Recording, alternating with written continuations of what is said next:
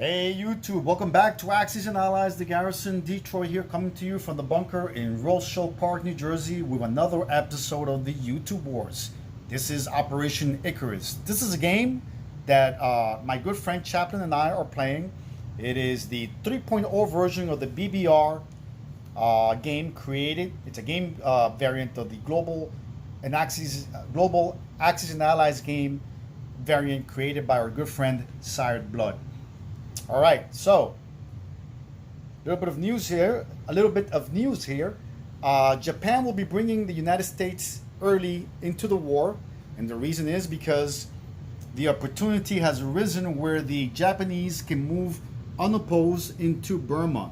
This attack will be supported by ground units coming in from Burma and by a naval amphibious operation coming in from Sea Zone 36 off the coast of Hainan.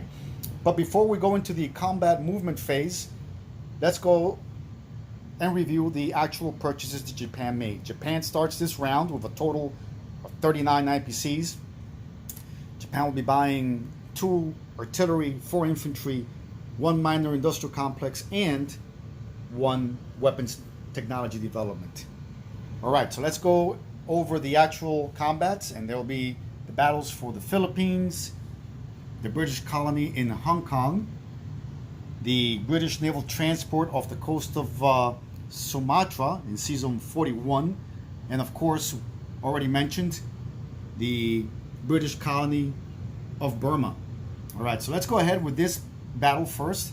This battle we have, so actually an unopposed battle. To walk in, you have a total of 6 Japanese infantry along with 1 artillery coming in from Yunnan. Along supporting that attack is a single Japanese armor at a movement of 1, and 2 will be joining that attack as well. The attack for Burma will be supported by a naval amphibious operation consisting of 3 naval transports, of which 2 will be picking up 2 infantry and 2 artillery in Kwangsi. All 3 vessels will set sail to Sea Zone 37, where they will pick up 2 infantry from Siam, continue their movement into Sea Zone 38, and will unload their cargo of 4 infantry and 2 artillery into Burma. There you go. All right, so that's it for this particular battle. The next battle is the battle for Sea Zone 41, where you have 1 Japanese Zero fighter coming from a carrier based in Sea Zone 36 at a movement of 1 and 2. All right. This is an auto kill. That naval transport is automatically sunk to the bottom of the sea. The third battle is the battle for Hong Kong, where you have 1 Japanese infantry coming in from Kwangsi. This attack will be supported by 1 naval transport in Sea Zone 6 that will be picking up 1 Japanese infantry, artillery from Japan at a movement of 1, and 2 will unload its cargo of artillery and infantry. So it's 2 infantry, 1 artillery. This attack will be supported by a total of 8 tactical bombers, 5 fighters at a movement of 1. They're all coming from Kwangsi at a movement of 1. They'll all have 3 movements left in their fuel gauges. And last but not least, the battle for the Philippines. Okay, in this battle, you'll have the remaining Japanese naval transport in Sea Zone 6 picking up 1 artillery, will make steam into Sea Zone 19, pick up a Japanese infantry in J-Hole, continue its voyage into Sea Zone 20 and into Sea Zone 35, where it will unload its cargo of 1 infantry and 1 artillery. This attack will be supported by 2 strategic Japanese bombers coming from Kwangsi at a movement of 1, 2, and 3. These bombers will have 3 movements left in their fuel gauges. This attack will also be supported by 1 Japanese cruiser, 1 battleship and destroyer coming from Sea Zone 19. I'm sorry, this cruiser was actually in 20, right? Yeah, the cruiser's coming from 20, and the battleship is coming from Sea Zone 19 with the destroyer. And of course, both vessels will have offshore naval bombardments as well. So let's go ahead with the actual combat phase. The Japanese will be attacking with 1 at 4, 1 at 3, and 6 at 2. The Americans will be defending with 2 at 2. So let's go ahead with that, with these attacks. Let's bring the battle board over and let's roll. Okay, just barely. I got 2 hits. 2 hits. All right, let's see how the Americans fare in this battle. We have 2. They return fire. 2 at 2. Oh, this guy missed. This guy fell outside the board. He's got to roll again. And a miss. So they actually both missed. Wow, tough break.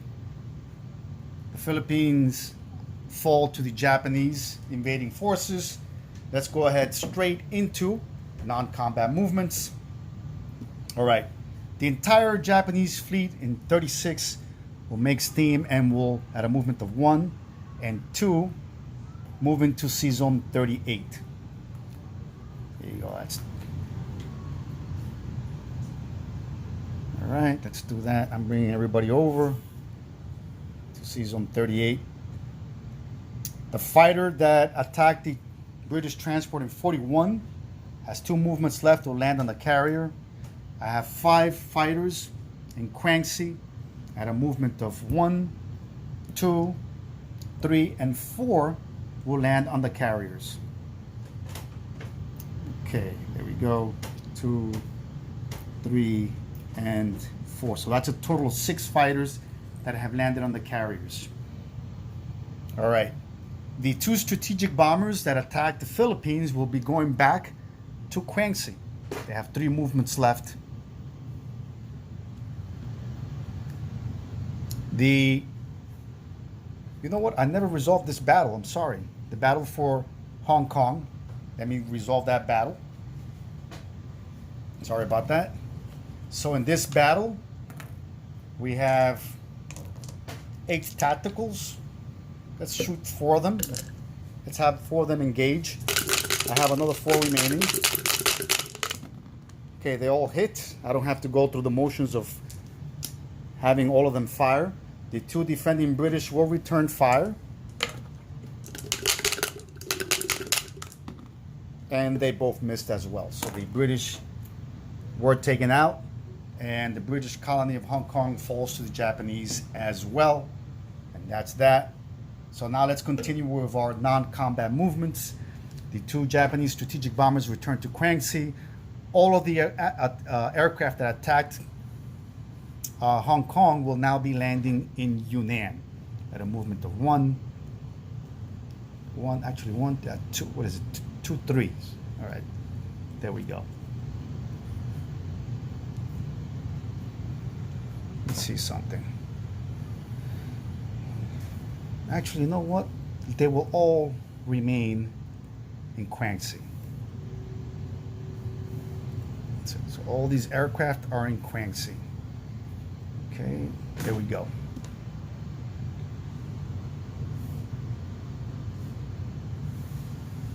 All right. The 2 infantry in Shahar will move south into Amway. The Japanese artillery in J-Hole will move south as well. The Japanese submarine in Sea Zone 19 at a movement of 1 and 2 will move into Sea Zone number 5 off the coast of Siberia. What else? Am I forgetting anything here? I think that does it for all my non-combat movements.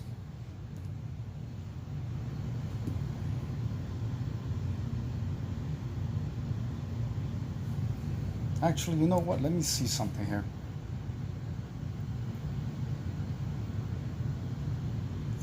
Let me see something. I will have my cruiser submarine in Sea Zone 36 right? I'm putting back in 36 momentarily here. I just want to make sure that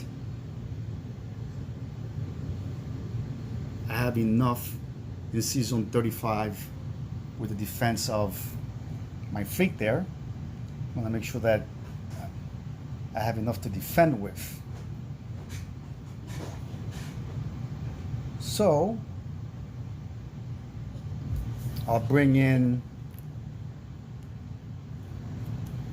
a cruiser and a destroyer from season 36.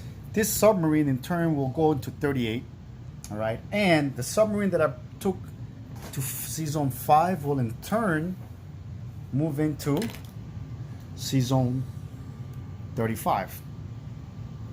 I feel more comfortable with this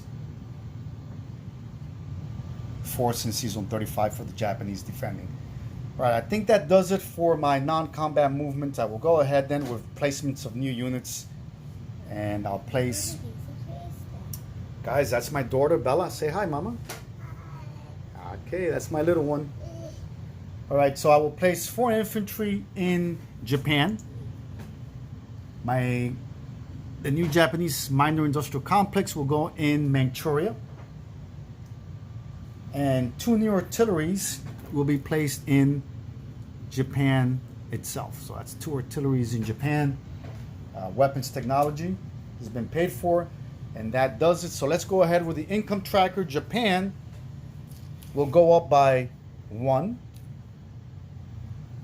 And 4. There's 1, 4, and 6. Right? 6. So Japan will go down. Will go up by 6. Japan is currently at 29, so that's 35. The U.S. went down by. Where's the U.S.? U.S. is not even here yet. The U.S. starts the game with 52 IPCs, right? U.S. goes down by. U.S. is down to 50. The U.K. goes down by 3.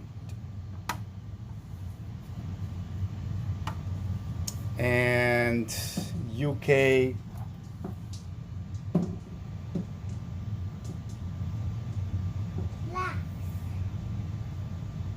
actually goes down by 2 more, right? Because yes, 2 more. So the UK loses a total of 5 IPCs, if I'm not mistaken. So Japan will be collecting a total of 35 IPCs. National objectives. Japan now controls Burma, so Japan will be carrying over a total of 50 IPCs for round 3. All right, guys, I know it's a lot was said. It can be a little bit confusing even for me at this time, but Japan will be carrying over 50 IPCs for round 3. All right, guys, that's it for this game. It's definitely getting interesting. Things are starting to heat up in this game, especially after what happened in the Mediterranean and in season 110, where the Germans attacked early in this round. The Germans were very successful in taking out the British fleet at 110, not sustain any casualties. However, in season 99, the British fleet did defeat the attacking German Air Force, inflicting a defeat to the Germans, allowing now the British to threaten the Italian fleet in season 97, and also denying the Italians access to the Middle East and Northeastern Africa as well. All right, guys, real quick here, I was forgetting 2 things that I needed to address. One was the fact that I forgot one of my subscribers who was part of our Overwatch team mentioned that early in round 1, when Germany invaded southern France, that we forgot to perform the convoy disruption for the French fleet in season 93. That consisted of a cruiser and a destroyer. So let's go ahead and roll that now. I'm going to roll 2 die for the convoy disruption that never took place. Here we go. Okay, that's 1 and a 4. So that's a total of I believe it's an automatic one that a convoy disruption gets, plus the one die roll that we got here. So that's a total of 2 IPCs that Germany will have to pay for its convoy disruption. So Germany's will be deducted 2 IPCs from its treasury.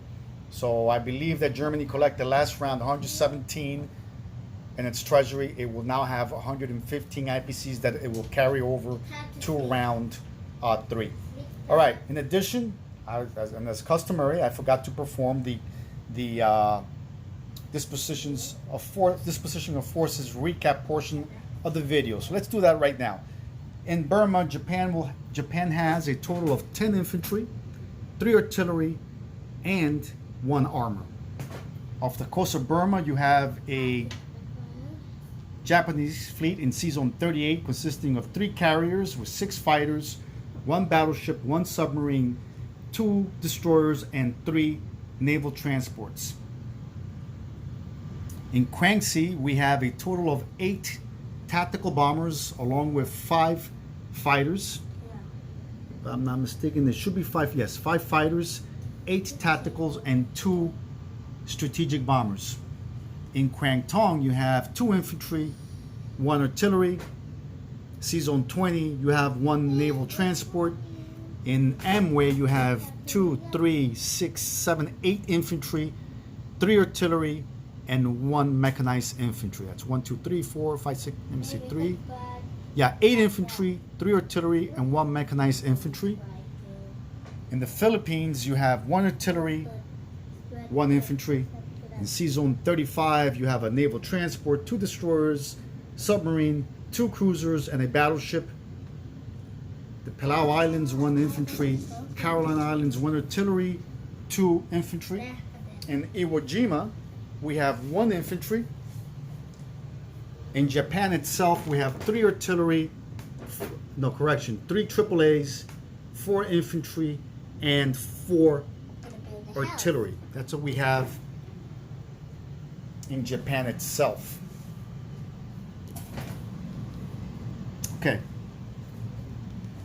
In Manchuria, we have 2, 3, 4, 5, 6 infantry, 8 infantry, and 1 artillery. And that's what we have in Manchuria. All right, I think that does it for this round, guys. Hope you enjoyed this episode, and as I like to say, don't forget to bunker down and play. Chaplain, it's officially your turn now. Good luck.